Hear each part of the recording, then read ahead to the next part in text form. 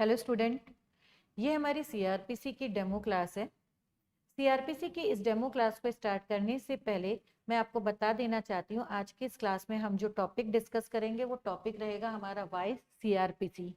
या टॉपिक का नाम आप दे सकते हो कि how criminal law comes into motion, या टॉपिक का नाम आप दे सकते हैं what next after committing offence. आपके मन में एक क्वेश्चन आएगा कि मैम आपने इसी टॉपिक को क्यों सिलेक्ट करा। इस क्वेश्चन का आंसर मैं आपको दे सकती हूँ। यहाँ पे हमारा जो सीआरपीसी है 37 चैप्टर 2 शेड्यूल में है। इस टॉपिक को मैंने इसलिए सिलेक्ट करा ताकि आपको सीआरपीसी बिल्कुल बेसिक और बिगनिंग से समझ में आ जाए। तो चलिए क्लास स्टार्ट करते हैं। देखिए, आप मुझे बताइए, मैं आप सबसे सवाल पूछती हूँ, क्यों जरूरत पड़ती है हमें सीआरपीसी की। हमें सीआरपीसी की इसलिए जरूरत पड़ती है, ना कोई ऑफेंस हो और ना हमें सीआरपीसी की जरूरत पड़े। तो सारा जो रूट कॉज है वो शुरुआत कहाँ से है? ऑफेंस से है। ये जो ऑफेंस वर्ड है ये सीआरपीसी के सेक्शन 2N के अंदर डिफाइन किया गया है। अब ये जो ऑफेंस होते हैं ये वेरियस काइंड के होते हैं। उनमें से एक होता है आपका cognizable and non cognizable offence. दूसरा होता है आपका bailable and non bailable offence. Bailable and non bailable offence. अब कॉग्निजेबल के लिए 2C आपको देखना है, नॉन कॉग्निजेबल के लिए 2L आपको देखना है। बेलेबल और नॉन बेलेबल के लिए आपको कौन सा सेक्शन देखना है? 2A आपको देखना है। यहाँ पे मैं आज की इस क्लास में सिर्फ कॉग्निजेबल ऑफेंस का एग्जांपल लेते हुए डिस्कस कर रही हूँ। कॉग्निजेबल ऑफेंस को अगर मैं 2C के लिए ब्रीफ में बात करूँ तो ये वो ऑफेंस होते हैं जो हीनियस नेचर के होते हैं, जिन्हें आप पब्लिक रॉन्ग के नाम से भी जानते हैं।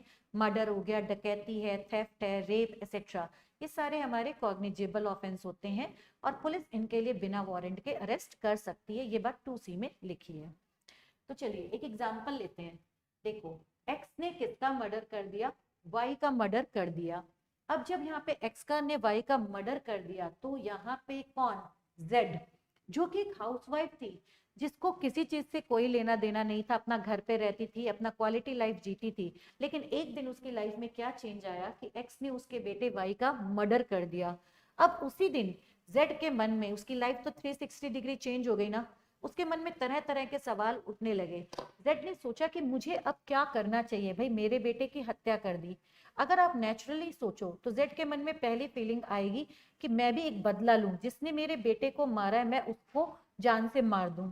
ठीक है, पर जेड को इस बारे में भी पता है कि अगर वो खुद से बदला लेगी तो उसके लिए उसने भी एक क्रिमिनल एक्टिविटी कर रही है और उसके लिए भी उसको सेंटेंस पास हो सकता है, यहाँ पे सजा मिल सकती है। इतनी बात समझ गए ना? नाउ तो जेड इस बात से अवेयर है। और एक सिविलाइज सोसाइटी में अगर हम इस रिवेंज की फीलिंग को लेने लग जाएंगे तो फिर इस तरीके से तो क्राइम बहुत ज्यादा बढ़ जाएगा। तो ये डिसीजन जेड का सही नहीं है। तो जेड के बहुत सारे वेलविशर थे, उसमें से जो एक वेलविशर था, उस फर्स्ट वेलविशर ने जेड को सजेशन दिया। क्या सजेशन दिया? कि आप एक काम करो, जाके एफआईआर लिखा दो। अगर जेड फर्स्ट वेलविशर की बात मानती है, एफआईआर लिखाती है, तो इसके लिए आपको पढ़ाया जाता है पूरा चैप्टर 12, जो कि सेक्शन 154 से 176 तक डिफाइन है। जेड का एक और वेलविशर था, उसने कहा कि आप जाके क्या कर दो? कंप्लेन कर दो। अगर आप पुलिस के पास जाके एफआईआर नहीं करना चाहते हो तो आप मजिस्ट्रेट साहब के पास जाके कंप्लेन कर दो। इस कंप्लेन को सेक्शन 2D के अंदर डिफाइन किया गया है। और अगर कंप्लेन पे जब मजिस्ट्रेट साहब प्रोसीडिंग करते हैं तो इसके लिए आपको पूरी चैप्टर नंबर 15 के सेक्शन 200 से लेके 203 के अंदर पढ़ाया जाएगा। इसके अलावा भी बहुत सारे सेक्शन यहाँ पे साथ में बताए जाते हैं। एक और वेलविशर था, उसने कहा कि आप एक काम करो कि आप एफआईआर भी करा दो सेम ऑफेंस के लिए। एक्स ने किसका मर्डर किया था? वाई। इस सेम ऑफेंस के लिए ही आप एफआईआर भी करा दो और कंप्लेन भी करा दो। अगर वो दोनों ऑप्शन फॉलो करती है, भाई कुछ लोग होते हैं जो एफआईआर के बाद पेशेंस नहीं रख रहे और उन्होंने जाके कंप्लेन करा दी, अगर इस तरीके की सिचुएशन बनती है तो इसका जो आंसर देगा थर्ड सिचुएशन के लिए आपको पढ़ाया जाता है सेक्शन नंबर 210, राइट। एक और सिचुएशन आई, सिचुएशन नंबर 4। जब एक्स ने वाई का मर्डर करा तो वाई की माँ को उसने गन पॉइंट पे थ्रेटन करा कि अगर तुमने किसी को भी डिस्क्लोज करा कि मैंने तुम्हारे बेटे को मारा है तो मैं तुम्हें जान से मार दूंगा। ऐसी सिचुएशन में अगर जेड एफआईआर नहीं भी लिखाती है तो सोसाइटी में एक ये इतना हीनियस नेचर का ऑफेंस हुआ है और अगर पुलिस को डाउट हो जाए तो पुलिस को 157 के सबसेक्शन 1 में ललिता कुमारी वर्सेस स्टेट ऑफ यूपी के केस में अथॉरिटी दी गई है कि वो खुद से एफआईआर लिख करके इन्वेस्टिगेशन कंडक्ट कर सकता है। नाउ तो इस तरीके से आपने देखा कि एक ऑफेंस होने पे कितने तरीके की सिचुएशन अराइज हो गई। इस क्लास में मैं आज आप लोगों को एफआईआर के कॉन्सेप्ट के बारे में समझाने जा रही हूँ। सिचुएशन नंबर 1 को ही उसकी माँ ने फॉलो करा, और एक आम आदमी भी आप देखते होंगे कि जब कोई ऑफेंस होता है तो किसके पास जाता है, पुलिस के पास जाता है एफआईआर लिखाने के लिए। तो मैं इसी चीज को यहाँ पे डिस्कस कर रही हूँ। तो देखो, जब एक्स ने किसका मर्डर कर दिया, वाई का मर्डर कर दिया, तो यहाँ पे वाई की मदर, जेड कौन है, मदर है, किसकी है, वाई की। भाई ये तो मर गया, अब ये कैसे एफआईआर लिखाने जाएगा। तो वाई की जो माँ है जेड, ये एफआईआर लिखाने के लिए जा रही है। तो जेड क्या देगी, कॉग्निजेबल ऑफेंस की इंफॉर्मेशन देने जा रही है। किसको देने जा रही है, कॉग्निजेबल ऑफेंस की इंफॉर्मेशन पुलिस स्टेशन के ऑफिसर इंचार्ज को जाकर के दे रही है। तब 154 के सबसेक्शन 1 में officer in charge of police station, जिसे स्टेशन हाउस ऑफिसर कहा जाता है, वो खुद से एफआईआर लिख सकता है या उसके डायरेक्शन में उसका सबऑर्डिनेट भी 154 सबसेक्शन 1 में कॉग्निजेबल ऑफेंस की इंफॉर्मेशन रिसीव होने पे एफआईआर लिखेगा। 154 सबसेक्शन 1 में अगर ये एफआईआर नहीं लिखता है तो इन सर्टेन केसेस में बताया गया है, आईपीसी के सेक्शन नंबर 168 के अकॉर्डिंग एफआईआर ना लिखने पे हम इसको पनिश कर सकते हैं इन सर्टेन केसेस में। एक क्वेश्चन स्टूडेंट ने मुझसे पूछा कि मैम 154(1) में चलिए अगर हम ये मान के चलते हैं कि ये एफआईआर ना लिखे, तब ऐसे सिचुएशन में जो जेड है वो क्या करे। तो इसका आंसर दिया गया है Sakiri Vasu versus state of UP.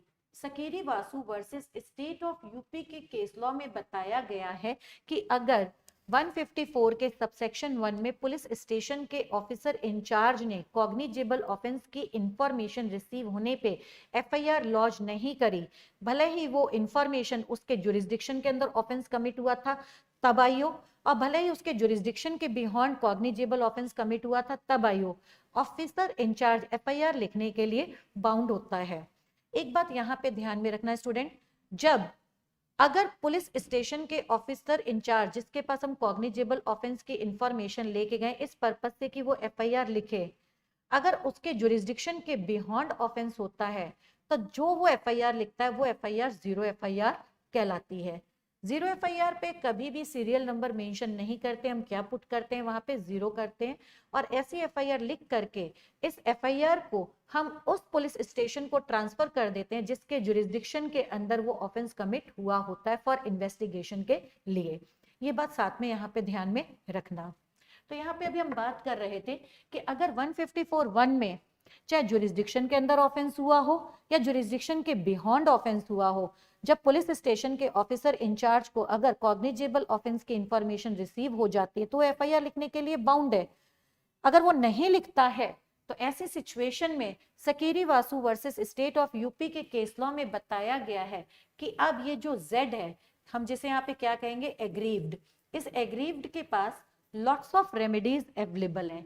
क्या क्या रेमेडीज अवेलेबल हैं, जब 154 के सबसेक्शन 1 में एफआईआर लिखने से OIC officer in charge of police station ने रिफ्यूज कर दिया है, तो 154 के सबसेक्शन 3 में सुप्रिटेंडेंट ऑफ पुलिस के पास जा करके एग्रीव्ड पर्सन अपने जो ऑफेंस हुआ था उसकी इंफॉर्मेशन दे सकता है। तब एसपी साहब खुद से एफआईआर लिख सकते हैं या अपने सबऑर्डिनेट को ऑर्डर दे सकते हैं एफआईआर लिखने के लिए। इन केस अगर एसपी साहब ने भी एफआईआर लिखने से मना कर दिया है तो सीआरपीसी के अंदर बताया गया था सेक्शन 36 में कि हम सुपीरियर पुलिस ऑफिसर के पास जा सकते हैं। सुपीरियर पुलिस ऑफिसर के बारे में सेक्शन 36 सीआरपीसी में बताया गया है। अगर उन्होंने भी एफआईआर लिखने से मना कर दिया तो इट मीन हमारी डेस्टिनी आप देख रहे बड़ी बुरी चल रही है। किसकी डेस्टिनी यहाँ बुरी चल रही है, जेड की, एग्रीव्ड पार्टी की। तो यहाँ पे परेशान होने को जेड की जरूरत नहीं है, वो जाके कंप्लेन कर सकती है। किसको कंप्लेन कर सकती है, मजिस्ट्रेट साहब को कंप्लेन कर सकती है, कंप्लेन कर सकती है मजिस्ट्रेट साहब को। क्लियर। अब यहाँ पे आपके मन में क्वेश्चन आया, क्या मैम एक बात बताइए, क्या जेड डायरेक्टली भी मजिस्ट्रेट साहब को कंप्लेन कर सकती है? आंसर है यस।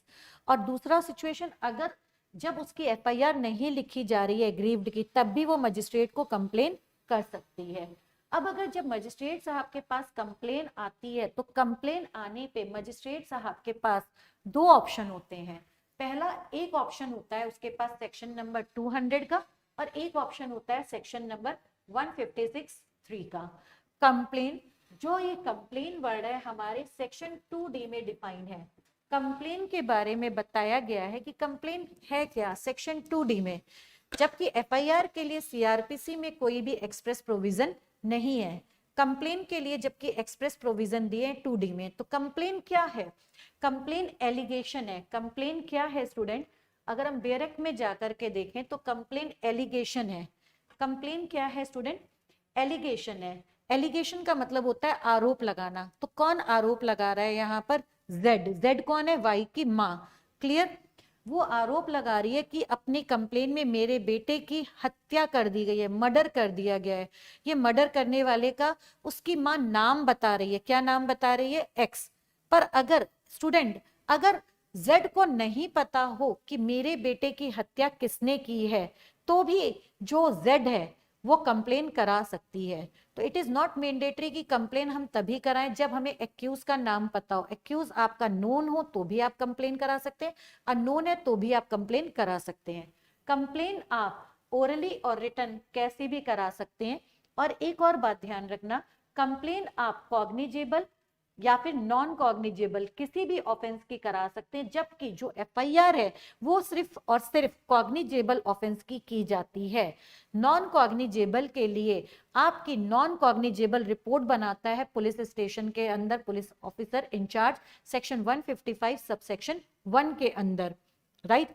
केवल एफआईआर कॉग्निजेबल ऑफेंस की लिखी जाती है। एक और बात यहाँ पे ध्यान से सुन लो, क्योंकि आप जब यहाँ पे पढ़ रहे होगे तो आपके मन में तरह तरह के क्वेश्चन आने लग जाते हैं। एक स्टूडेंट के मन में क्वेश्चन इस तरीके का आ सकता है कि मैम अगर मान के चलिए एक ऐसा ऑफेंस हुआ है जिसमें नॉन कॉग्निजेबल और कॉग्निजेबल सेम ट्रांजेक्शन में हुए, यानी एक ही ऑफेंस में नॉन कॉग्निजेबल भी हुआ और कॉग्निजेबल, तब पूरे केस को हम कॉग्निजेबल केस ट्रीट करेंगे और फिर उसके लिए एफआईआर लिखेंगे और इन्वेस्टिगेशन कंडक्ट करेंगे। अगर इस तरीके की इंफॉर्मेशन आती है जिसमें नॉन कॉग्निजेबल के साथ cognizable offence in same transaction, ये बात आपके सेक्शन नंबर 155 सबसेक्शन 4 के अंदर लिखी है। एंड इसके लिए जो लैंडमार्क केस लॉ है वो केस लॉ है आप लोगों का Sharat Chandra Sahu versus state of Orissa का। ठीक है, तो यहाँ पे अभी हम बात करते हैं, वापस आते हैं टॉपिक पे कंप्लेन के लिए। तो कंप्लेन तो आप कॉग्निजेबल नॉन कॉग्निजेबल किसी भी ऑफेंस के लिए करा सकते हैं। कंप्लेन ओरल या रिटन कैसी भी हो सकती है। कंप्लेन किसको करके आ रहे हैं आप? मजिस्ट्रेट को करके आ रहे हैं। यहीं पे आपके मन में बहुत सारे सवाल पैदा हो जाते हैं कि मैडम कौन से मजिस्ट्रेट को करके आएंगे हम कंप्लेन, क्योंकि जब हम सीआरपीसी पढ़ते हैं तो सीआरपीसी पढ़ते समय हमारे को हम पढ़ते हैं एक तो जुडिशियल मजिस्ट्रेट के लिए, एक पढ़ते हैं हम मेट्रोपोलियन मजिस्ट्रेट के लिए, एक पढ़ते हैं हम एग्जीक्यूटिव मजिस्ट्रेट के लिए। तो हम इसमें से किसके पास कंप्लेन लेकर के जाएंगे? तो चलिए जरा सा यहाँ पे ब्रीफ हम लोग ओवरव्यू इनका भी ले लेते हैं। तो देखो यहाँ पे हम जो कंप्लेन करके आते हैं वो जेएम या एमएम के पास करके आएंगे। डिफरेंस तरह सुनो, जो एरिया हमारा मेट्रोपोलियन एरिया है, ठीक है, सेक्शन 8 के सबसेक्शन 1 में बताया गया था मेट्रोपोलियन एरिया वो एरिया होता है जिसकी पॉपुलेशन कितने से ज्यादा होती है? 10 लाख से ज्यादा होती है या 1 मिलियन से एक्सीड करती है, उस एरिया को हम मेट्रोपोलियन एरिया बोलते हैं। और उसका जो मजिस्ट्रेट वहां पे जो होते हैं उसको क्या बुलाएंगे? Metropolitan magistrate.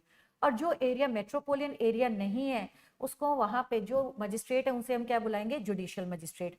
दोनों की पावर बिल्कुल बराबर होती है, 29 सबसेक्शन 4 में कही गई है। जरा यहाँ पे देख लो ताकि आपको क्लैरिटी बनी रहे टॉपिक पढ़ते समय। अगर हम देखें तो सीआरपीसी के सेक्शन नंबर 29 के सबसेक्शन 1, सीआरपीसी के सेक्शन नंबर 29(2), 29(3), इन तीनों में पावर दी हुई है। इसमें सीजीएम की पावर दी है जो 7 साल तक का सेंटेंस पास कर सकता है। 29(2) में जुडिशियल मजिस्ट्रेट फर्स्ट क्लास की पावर दी है जो 3 साल का सेंटेंस पास कर सकता है और 10,000 रुपए का फाइन या दोनों एप्लीकेबल कर सकता है। और इसमें हमारे जुडिशियल मजिस्ट्रेट सेकंड क्लास की पावर दी हुई है, जो 1 साल का सेंटेंस पास कर सकता है और 5,000 रुपए का फाइन लगा सकता है, दोनों एप्लीकेबल कर सकता है। एंड 29(4) में जो पावर दी गई है वो पावर किसकी दी गई है? CMM, चीफ मेट्रोपोलियन मजिस्ट्रेट, और MM की पावर दी गई है। तो 29(4) के अंदर बताया कि जो CMM की पावर है वो पावर किसके बराबर है? CGM के बराबर है, यानी कि CMM भी 7 साल तक का सेंटेंस पास कर सकता है। और MM की पावर किसके बराबर दी गई है? JM1 के बराबर दी गई है। मेट्रोपोलियन एरिया के अंदर MM1 MM2 नहीं होता, वहां MM होता है, और MM किसके बराबर होता है? JM1 के बराबर की पावर रखता है। तो यहाँ पे बस आपका बोलने का डिफरेंस है। जो एरिया आपका मेट्रोपोलियन एरिया होगा, जो एरिया आपका मेट्रोपोलियन एरिया होगा, और मेट्रोपोलियन एरिया कौन सा होता है इसके लिए आपको CRPC का सेक्शन नंबर 8 का 1 बताता है। तो मेट्रोपोलियन एरिया में कौन होंगे? जो मजिस्ट्रेट होंगे उन्हें आप मेट्रोपोलियन मजिस्ट्रेट, और वहां पे चीफ मेट्रोपोलियन मजिस्ट्रेट बुलाएंगे। और जो एरिया आपका मेट्रोपोलियन एरिया नहीं है तो वहां पे कौन सा एरिया, जैसे ये वाला एरिया है तो इसमें कौन होंगे? हमारा यहाँ पे जुडिशियल मजिस्ट्रेट होंगे, CGM, JM1 और JM2। तो आपको एक बात ये समझ में आ गई है, यहाँ पे सिर्फ नाम चेंज हो रहा है जबकि पावर इक्विवेलेंट है, राइट? इतनी बात ध्यान में रखिएगा। अब एक सवाल आएगा, मैडम इतना तो मैं क्लियर हो गया, एक सवाल और बना आपके मन में कि हु इज एग्जीक्यूटिव मजिस्ट्रेट? जो IAS ऑफिसर्स होते हैं फॉर एग्जाम्पल, वो हमारे कौन है? Executive magistrate. इनका काम क्या होता है? इनका काम होता है लॉ एंड ऑर्डर को मेंटेन करना, एडमिनिस्ट्रेशन करना एग्जीक्यूटिव मजिस्ट्रेट को। अगर हम यहाँ पे बात करें तो CRPC का जो सेक्शन नंबर 3 का सबसेक्शन नंबर 4 है, अगर हम बात करें CRPC के सेक्शन नंबर 3 के सबसेक्शन नंबर 4 की, तो सबसेक्शन नंबर 4 CRPC का सबसेक्शन नंबर 4 किसके सेक्शन का? 3 का। ऐसे देख लो, कंफ्यूज मत हो जाना। यहाँ पे section number 3, just a minute, ये रहा सेक्शन नंबर 3। सेक्शन नंबर 3 के सबसेक्शन नंबर 4 पे अगर हम आते हैं तो यहाँ पे आप जब पढ़ोगे तो आपको क्लियरली समझ में आ जाएगा। यहाँ पे जो बात की जा रही है किसके लिए कर रहे हैं हम लोग? जुडिशियल मजिस्ट्रेट की पावर वगैरह के बारे में बताया हुआ है। और यहाँ पे अगर हम बात करें तो यहाँ पे किसके बारे में बताया हुआ है? एग्जीक्यूटिव मजिस्ट्रेट के बारे में बताया हुआ है। साथ में एग्जीक्यूटिव मजिस्ट्रेट के जो पावर है, जो फंक्शंस वो परफॉर्म करता है, इसके लिए आपको CRPC का चैप्टर नंबर 8 भी पढ़ाया जाता है, CRPC का चैप्टर नंबर 10 भी आपको पढ़ाया जाता है, एक्सेट्रा। इसके अलावा और भी बहुत सारे सेक्शन है जहाँ पे एग्जीक्यूटिव मजिस्ट्रेट की फंक्शनिंग के बारे में, पावर के बारे में आपको बताया जाएगा। एक बात याद रखना, एग्जीक्यूटिव मजिस्ट्रेट जो है वो एग्जीक्यूटिव जो मजिस्ट्रेट है वो ट्रायल नहीं लेता है, ठीक है? आप एग्जीक्यूटिव मजिस्ट्रेट के लिए CRPC के चैप्टर नंबर 12 में सेक्शन नंबर 167 के अंदर भी जाकर के पढ़ सकते हो। क्लियर है? 167 अगर जिसने CRPC पढ़ा है तो रिमांड से डील करता है। तो अगर जब मजिस्ट्रेट साहब नहीं है, नियरेस्ट जुडिशियल मजिस्ट्रेट नहीं है, क्लियर है, तब ऐसे सिचुएशन में एग्जीक्यूटिव मजिस्ट्रेट जिसको कन्फर किया गया है पावर JM या MM का, वो भी रिमांड दे सकता है 7 डेज एग्रीगेट। इतनी बात ध्यान में रखिएगा। नाउ तो यहाँ पे आपको ब्रीफ में एक बात समझ में आ गई है कि 3 तरीके के मैंने मजिस्ट्रेट की यहाँ पे बात करी, जुडिशियल, मेट्रोपोलियन और एग्जीक्यूटिव मजिस्ट्रेट की बात करी है। क्लियर? आपको डिफरेंस यहाँ पे समझ में आ गया है? क्लियर? तो यहाँ पे जो ट्रायल है वो EM ट्रायल भी कंडक्ट नहीं करता है, ये बात ध्यान में रखिएगा अच्छे से। ये लोग ट्रायल कंडक्ट करते हैं। और आपको EM के क्या पावर है, फंक्शन है, ये क्लियर हो गया। तो याद रखना, अगर मान लीजिए सेक्शन 144 से रिलेटेड कोई मामला है, ठीक है, या चैप्टर 8 के कोई मामले हैं 106 के अलावा, चैप्टर 8 में 107 से देखिएगा, या चैप्टर 10 के कोई मामले हैं, तो ये सारे कौन देखेगा? EM। तो इनसे रिलेटेड मैटर्स हैं तो आप EM के पास जाओगे, ठीक है। लेकिन जब EM से रिलेटेड मामला नहीं है तो आप कंप्लेन किसके पास करके आओगे? मजिस्ट्रेट साहब के पास करके आओगे। और अगर वो मेट्रोपोलियन एरिया है तो फिर वहां पे मजिस्ट्रेट आपका मेट्रोपोलियन कहलाएगा, और अगर मेट्रोपोलियन एरिया नहीं है तो आपका वहां पे जुडिशियल एरिया कहलाएगा, और कंप्लेन किसके पास करोगे? जुडिशियल। अब आपके मन में क्वेश्चन एक और रेज होगा कि मैडम यहाँ पे आपने 3 बताए, CGM, JM1, JM2, यहाँ पे हम कंप्लेन किसके पास करके आए? तो एक बात ध्यान रखना, अगर हम जनरल रूल की बात करें तो जनरल रूल के अंदर बताया गया कि जो जुडिशियल मजिस्ट्रेट फर्स्ट क्लास है वही कंप्लेन पे क्या लेता है? कॉग्निजेंस लेता है 190 के सबसेक्शन 1 के क्लॉज A में। तो जनरल रूल के अंदर हम किसके पास जाएंगे? जुडिशियल मजिस्ट्रेट फर्स्ट क्लास के पास जाएंगे। वरना आप कंप्लेन किसी के पास भी जाके लिखा सकते हो, पर लेकिन कंप्लेन पे जो कॉग्निजेंस है वो लेगा कौन? 190 के सबसेक्शन 1 के क्लॉज ए में जुडिशियल मजिस्ट्रेट फर्स्ट क्लास लेता है। ये बात भी साथ में ध्यान रखिएगा। तो वापस चलते हैं हम अपने टॉपिक पे। तो यहाँ पे हम लोग जो बात कर रहे थे वो किस पे बात कर रहे थे? कंप्लेन पे पढ़ रहे थे। अपने टॉपिक पे वापस आ जाते हैं हम लोग। तो यहाँ पे क्या कहा था मैंने कि भाई जब हमारे पुलिस स्टेशन के ऑफिसर इंचार्ज ने 154 के सबसेक्शन 1 में एफआईआर नहीं लिखी, 154 सबसेक्शन 3 में सुपरिटेंडेंट ऑफ पुलिस ने भी हमारी एफआईआर नहीं लिखी, तो ऐसी सिचुएशन में हमारे पास क्या रेमेडीज हैं? हम कंप्लेन करके आ सकते हैं, मजिस्ट्रेट को करके आएंगे। और अब आपको सवाल का आंसर मिल गया है कि हम कौन से मजिस्ट्रेट को कंप्लेन करके आएंगे। ठीक है, कंप्लेन आप ओरल या रिटन कैसे भी कर सकते हो। कंप्लेन किसी भी ऑफेंस के लिए कर सकते हो, कॉग्निजेबल या नॉन कॉग्निजेबल। आप मजिस्ट्रेट को कंप्लेन क्यों करके आ रहे हो? हम अपने एग्जांपल की बात करें तो हम अपने एग्जांपल में जेड कंप्लेन करके आ रही है क्योंकि उसके बेटे की हत्या कर दी है किसने? एक्स ने। तो जेड यहाँ पे जो कंप्लेन करके आ रही है उसका जो व्यू है वो ये चाहती है कि मजिस्ट्रेट साहब इस कोड के अंदर एक्शन ले। तो यहाँ पे जो ये दिस कोड लिखा है, दिस कोड के लिए आपको पढ़ना है 190। तो 190 के 1A में जो जुडिशियल मजिस्ट्रेट फर्स्ट क्लास है वो कंप्लेन पे क्या लेते हैं? कॉग्निजेंस लेंगे। 190 के 1 के बी में ध्यान रखना, पुलिस रिपोर्ट पे भी जुडिशियल मजिस्ट्रेट फर्स्ट क्लास क्या लेते हैं? कॉग्निजेंस लेते हैं, पर तब पुलिस रिपोर्ट पे लेंगे कॉग्निजेंस। एंड 190 के 1 के सी में स्यू मोटो पे भी judicial magistrate first class cognizance लेते हैं। पर यहाँ पे हम कंप्लेन की बात कर रहे हैं तो कंप्लेन के लिए 191A में 191A में जेएम फर्स्ट क्लास ऑथराइज्ड है कंप्लेन पे कॉग्निजेंस के लिए। नाउ तो यहाँ पे कंप्लेन नोन के लिए भी कर सकते हो, अननोन के लिए भी कर सकते हो। हैज कमिटेड एन ऑफेंस, ठीक है, इतनी बात मैंने पढ़ाई है, यहाँ से अभी मत पढ़ना, ये नहीं समझा रही हूं मैं अभी, बस जहां पे मैंने यहाँ पे इसको क्लोज किया यहाँ तक।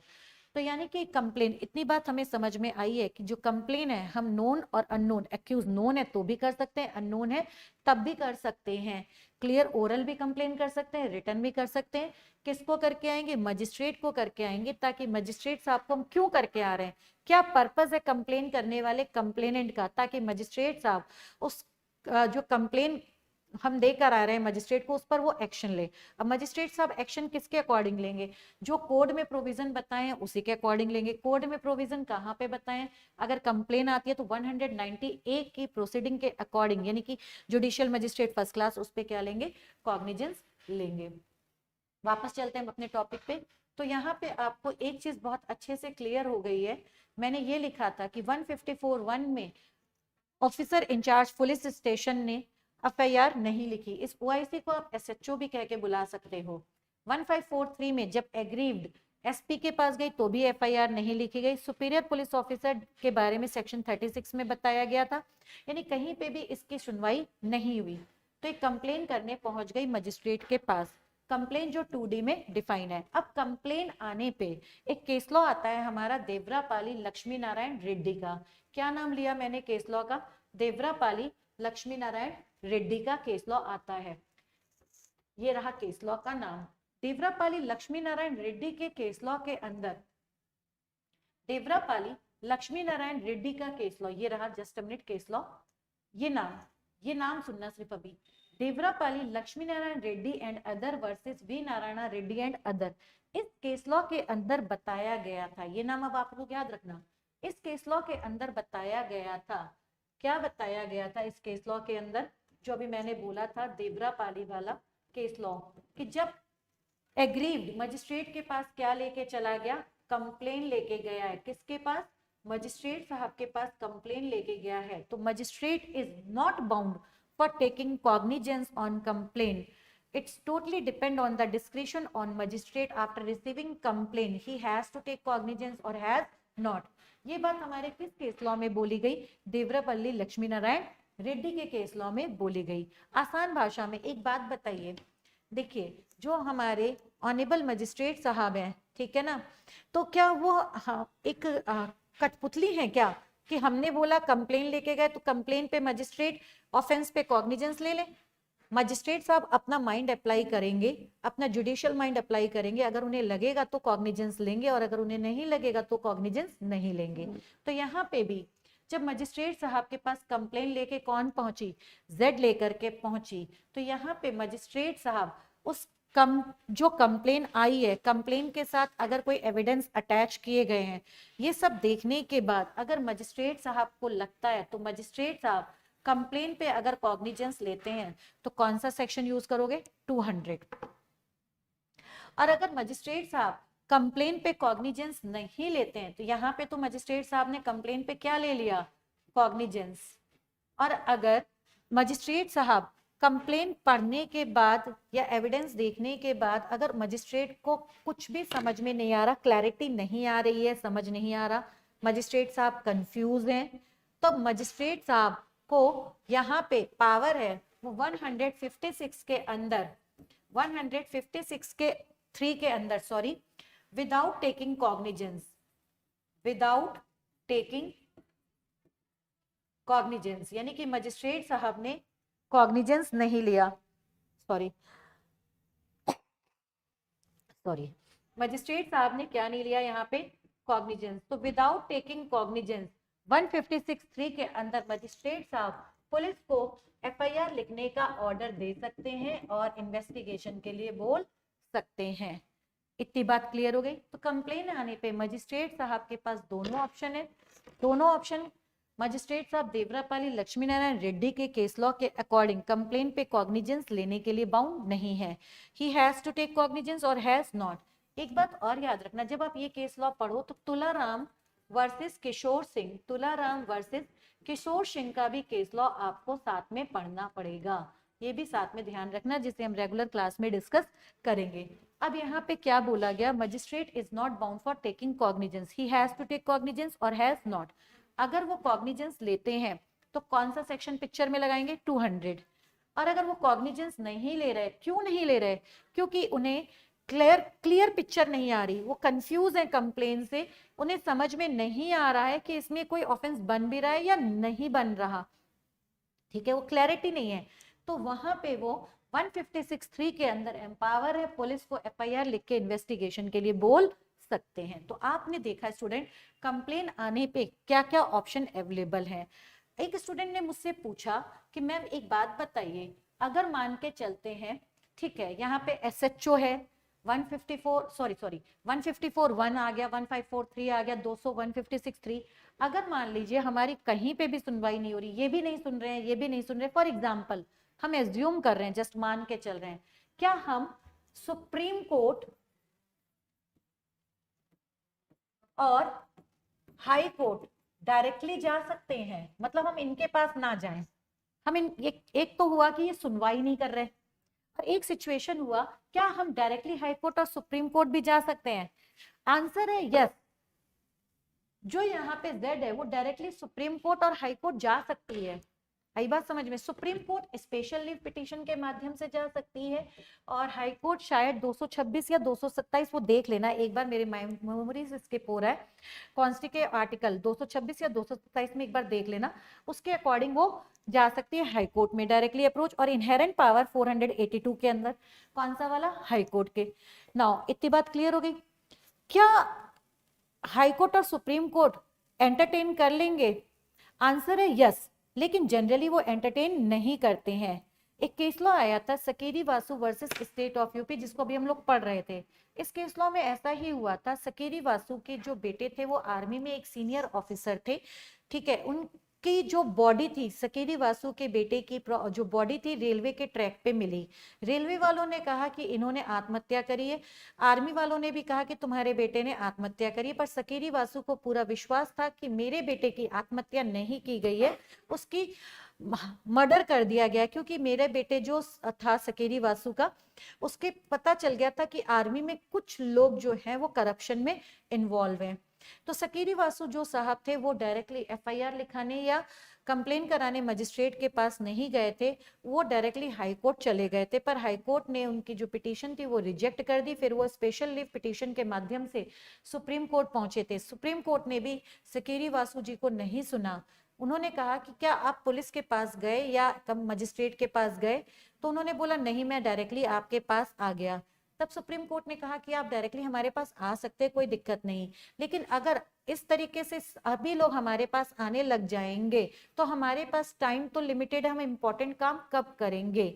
तो स्टूडेंट यहाँ पे अगर मान लो ये एफआईआर नहीं लिख रहे हैं, ये भी नहीं सुन रहे हैं, तो आपके पास रेमेडी है, आप जा सकते हो हाई कोर्ट में, इनहेरेंट पावर 482 या फिर supreme court special leave petition. इसका जो सोर्स है जिसमें आपको ये बात बताई गई है कि हम कब डायरेक्टली सुप्रीम कोर्ट या फिर हाई कोर्ट जा सकते हैं, तो अगर आपसे पूछा जाए कि कहाँ पे बताया गया है कि हम कब डायरेक्टली हाई कोर्ट जा सकते हैं, तो आकर इसके लिए आपका जो एक ऑनेबल जस्टिस है मार्केंडे कतजू, ऑनेबल जस्टिस मार्केंडे कतजू के ऑब्जर्वेशन में बताया गया है, ये रहा आपका ऑनेबल जस्टिस मार्केंडे कतजू, इनके ऑब्जर्वेशन में बताया गया है कि जितनी भी ऑल्टरनेट रेमेडी है वो एग्रीव्ड को बार नहीं करती हाई कोर्ट अप्रोच करने से directly. Aggrieved high court directly approach कर सकता है, बट हाई कोर्ट जो है जनरली इंटरवेन नहीं कर सकता। तो ध्यान रखना, हाई कोर्ट आप अप्रोच कर सकते हैं 482 इनहेरेंट पावर। और थोड़ी देर पहले जब मैंने बोला था ना 226 या 227 में से देख लेना, इसका करेक्ट आंसर यहाँ पे आपका लिखा हुआ है 226 में। इतनी बात आप लोग को क्लियर हो गई। तो आप लोग क्या डायरेक्टली हाई कोर्ट जा सकते हो, यहाँ पे इसके बारे में आंसर दे दिया है इतनी बात, पर जनरली ये एंटरटेन नहीं करना। तो अभी आप लोग को स्टूडेंट एक बात अच्छे से क्लियरली समझ में आ गई है कि जब भी ऑफेंस होने पे, कॉग्निजेबल ऑफेंस होने पे 154 के सबसेक्शन 1 में हम पुलिस स्टेशन के ऑफिसर इंचार्ज के पास जाते हैं और वो अगर आपकी एफआईआर नहीं लिखता है, तो ये केस लॉ आपकी ऑल्टरनेट रेमेडीज के बारे में बताता है। तो आपको यहाँ पे क्लियर हो गया है, ये चार्ट ही मैंने आपको डिस्कस करा था। जब इन्होंने एफआईआर लिखने से मना कर दिया तो आप इनके पास जा सकते थे, बाय राइटिंग या बाय पोस्ट अपनी इंफॉर्मेशन का सब्सटेंस दे सकते थे, पर इन्होंने भी एफआईआर लिखने से मना कर दिया। तो यहाँ पे आप इनके पास चले गए, इन्होंने भी मना कर दिया, इनकी तरफ से भी कुछ नहीं हुआ।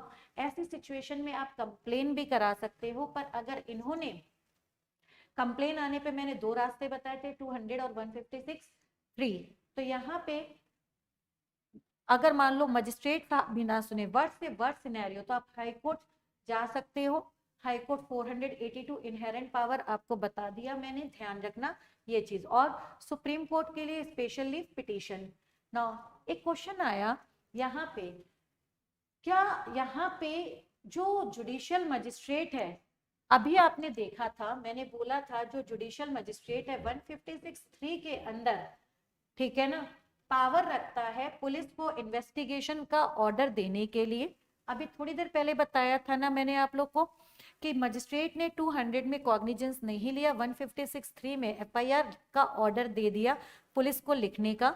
ध्यान रखना, जब बच्चे पढ़ रहे होंगे तो 156(3) के अंदर इन्वेस्टिगेशन के बारे में बात की गई है, मजिस्ट्रेट की इन्वेस्टिगेशन के ऑर्डर के बारे में बात की गई है, एफआईआर की नहीं। लेकिन मधुबाला वर्सेस सुरेश कुमार के केस लॉ में सुप्रीम कोर्ट ने क्लियर करा था कि मजिस्ट्रेट के पास इम्प्लाइड पावर है कि वो एफआईआर लिखने का भी ऑर्डर दे सकता है।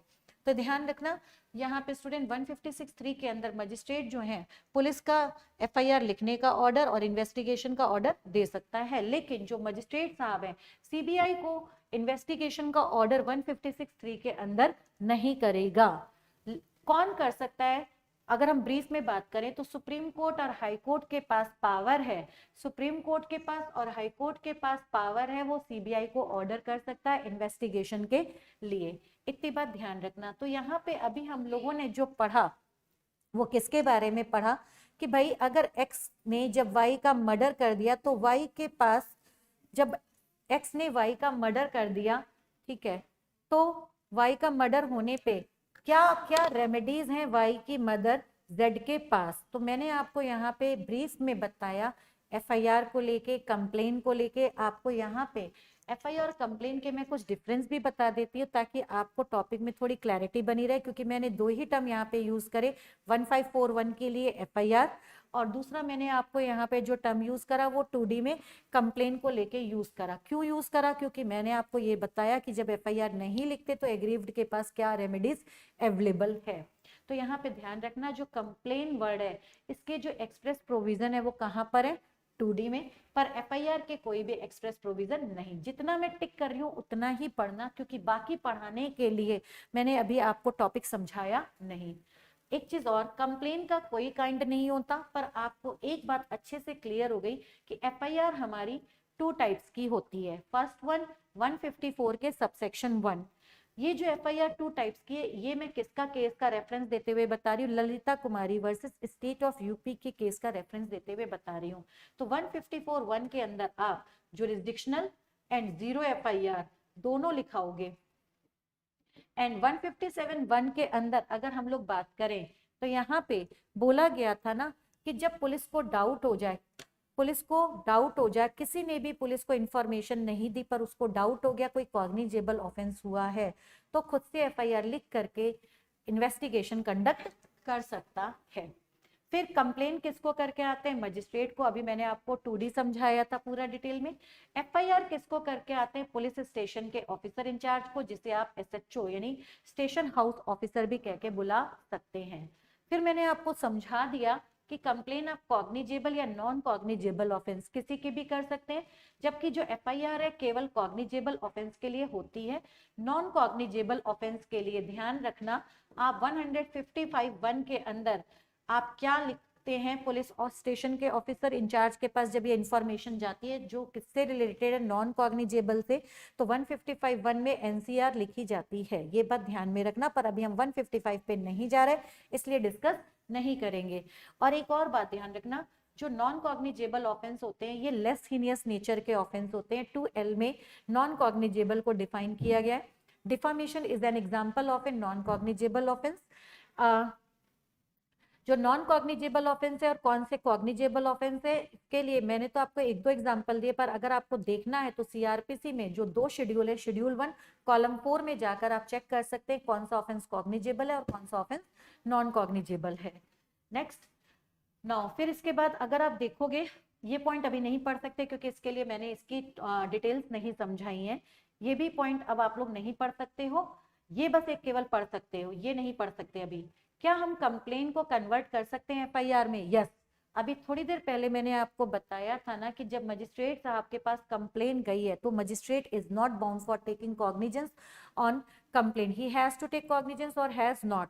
तो अगर वो कॉग्निजेंस लेते हैं तो 200 लगता है, और अगर कंप्लेन पे कॉग्निजेंस नहीं लिया तो 156(3) के अंदर उन्होंने कंप्लेन को किस में कन्वर्ट कर दिया? एफआईआर के अंदर कन्वर्ट कर दिया। और landmark case law Madhubala versus Suresh Kumar, जहां जहां कट लगा हुआ है ये इसलिए नहीं पढ़ा रही क्योंकि इसका भी मैंने कॉन्सेप्ट नहीं समझाया। तो चलिए स्टूडेंट, यहाँ पे हम लोग अपना एक डेमो क्लास के लिए एक ब्रीफ सा टॉपिक लेके चले थे कि अगर जब भी कोई ऑफेंस की हमें सीआरपीसी की जरूरत क्यों पड़ती है, तो आई होप आपको समझ में आ गया होगा कि ना कोई ऑफेंस हो और ना हमें सीआरपीसी की जरूरत। यहाँ पे जो जेड है वो एक अपनी अच्छी क्वालिटी लाइफ जी रही है, उसकी लाइफ में क्या हुआ? ऑफेंस क्रिएट हुआ और इसी के कारण उसे सीआरपीसी की जरूरत पड़ी। इसी वजह से उसे चैप्टर 12 की मदद लेनी पड़ेगी। अगर वो पुलिस के पास जाती है एफआईआर लिखाने, अगर वो मजिस्ट्रेट के पास जाती है कंप्लेन कराने, तो चैप्टर नंबर 15 में मैंने आपको बताया कंप्लेन टू मजिस्ट्रेट के बारे में एक आपको ओवरव्यू दिया। तो अगर आप इस चार्ट को यहाँ पे देखें, तो आप इस चार्ट को देखें तो यहाँ पे लिखा क्या है? चार्ट की हेडिंग को अगर आप ध्यान से देखें तो लिखा है process of trial of criminal cases in India, कि इंडिया के अंदर अगर जो भी हमारे क्रिमिनल केसेस होते हैं उनका पूरा क्या प्रोसेस रहता है ट्रायल का। तो यहाँ पे सबसे पहले कोई भी जो क्रिमिनल केस है भाई, ट्रायल डायरेक्टली थोड़ी ना शुरू हो जाएगा, ठीक है? तो सबसे पहले कोई ऑफेंस तो हो, तो यानी कि क्रिमिनल केस की शुरुआत ही किससे होती है? क्रिमिनल केस की जो शुरुआत होती है वो ऑफेंस से होती है। और मैंने अभी ऑफेंस के लिए आपको बताया, एक तो कॉग्निजेबल और एक आपका नॉन कॉग्निजेबल। अगर हमारा जो ऑफेंस कौन सा वाला है, अगर कॉग्निजेबल ऑफेंस है, तो मैंने आपको ये वाला बताया कि हम पुलिस को जाके डायरेक्टली 154 के सबसेक्शन 1 में क्या करा सकते हैं? एफआईआर रजिस्टर्ड करा सकते हैं। तो जो एफआईआर रजिस्टर्ड होती है बाय पुलिस इन कॉग्निजेबल क्रिमिनल केस। फिर मैंने बताया कि अगर पुलिस स्टेशन के ऑफिसर इंचार्ज ने एफआईआर लिखने से मना कर दिया 1541 में, और एसपी साहब ने भी 154 के सबसेक्शन 3 में एफआईआर लिखने से मना कर दिया, तो जब रिफ्यूजल कर दिया गया है पुलिस के द्वारा एफआईआर रजिस्टर्ड करने से, तो हम यहाँ पे कंप्लेन करा सकते हैं किसके पास? जाकर के मजिस्ट्रेट के पास जाकर के। तो आपने देखा किस तरीके से ये फ्लो चार्ट चल रहा है।